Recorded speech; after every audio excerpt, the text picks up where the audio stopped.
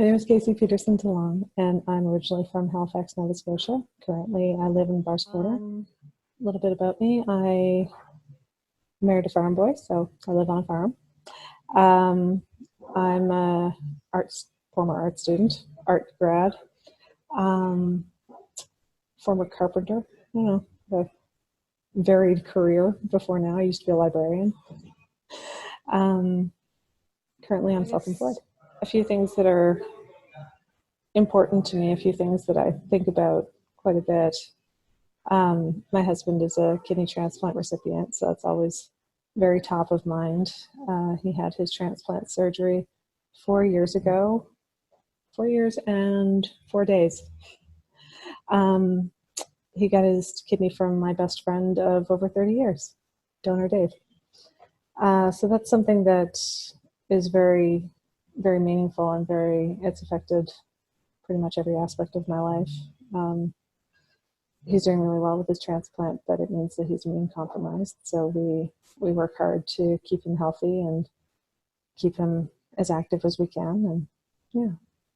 And we have a little toddler running around now too, which is really wonderful, because when Thomas was really sick, we didn't know if we'd be able to have kids, and it was something we both wanted. Dave, I've known him since we were on the school bus together. He busted my skip-it twice. Yeah, we've been best buds since we were like little, and yeah, he just was so motivated to be Thomas's donor. When he heard that Thomas was ill, he really came through, not just in wanting to be a donor, but also in advocating for Thomas and being really active in the donation process. He really pushed through all the red tape that he could and made appointments happen that were, he was watching Thomas get sicker and sicker and spend more and more time on dialysis, which it's no way to live, but it beats the alternative. So he really went above and beyond. When he first told us he wanted to be the donor, it was really funny because we said, well, it's not that easy. You can't just be the donor. There's all kinds of testing involved. We don't even know if your blood type matched. And he said, nope, I'm going to be your donor. I know. And he was right. He knew. It was a really, really powerful thing that he did for us. Yeah, it gave me kind of a turning point in my own life. It was a very traumatic time, and once we came through the other side of it, it gave me some time for a lot of self-reflection. And I feel like that was when I really started thinking, and I know that sounds silly, but you can kind of just be. And I think I was just being before, and now I think about a lot. I gave some pretty deep thought to what I wanted to do and if there was anything I wanted to accomplish, and realized that, yeah, there are a lot of things I want to accomplish. So I started by becoming, my own boss. I'd previously been working on the farm where, my husband and I live, and it's good work. I like farm work, and I'm still doing some of it actually, but I wanted to have a change, so I started designing pewter giftware and using it as a fundraiser for the Kidney Foundation. Well, you can find it online at DeLongDesigns.ca. You can find it at some retailers, mostly around the South Shore in Nova Scotia. Just look me up online. I'm easy to find, DeLong Designs. Going forward, I like my work and I like what I do, and I like being an entrepreneur. So I think I'm one of those serial entrepreneurs now. It's going to be my fate from now on. I want to explore what climate change means. I want to explore how that's going to affect people, not just like the global community or how politicians are dealing with it. I want to talk to individuals and see what they think about climate change and how it's going to affect them personally, and what they can do, if it's something they care about, to help mitigate that in their own sphere. That's what I want to do as my next project. Still thinking a lot. I'm going to start with the podcast and see where it goes from there. I have a few ideas for, like products and things that are, environmental do-goodery, but really I just want to talk to people. I want to learn. I want to keep learning is what it boils down to.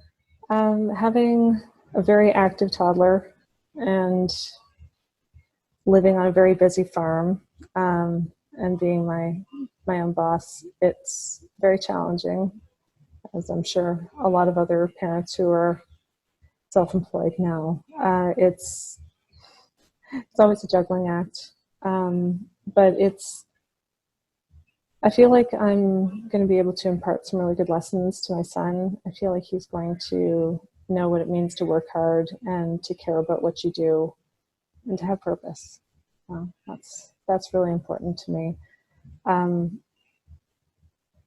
kid, he's amazing. He's really clever, but he's very demanding. So I hesitate to use the word intersectional feminism because it's become such a hot button for a lot of people. People take words and they just warp them. But for me, it is truly intersectional.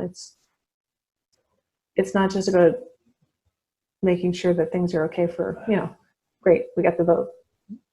For, women are equal now. Like it's not that. It's making sure that everybody has the option to vote or the option to just walk down the street. It's making sure that everybody feels safe and everybody feels valued. It's making sure that everybody has power and agency and security. That's what feminism is to me. I think experience. I think like nobody is, going through elementary school saying, I'm going to be a strident feminist. They see the injustices and they think, well, that's not right. But then you grow and you see them time and time and time again, and you get so tired just watching people in power take advantage of people who don't have the same type of agency. It's really troubling to me that we live in a society that, violence against not just women, but people of color, LGBTQ, we live in a golden age and we still can't solve these things. It's so depressing to me.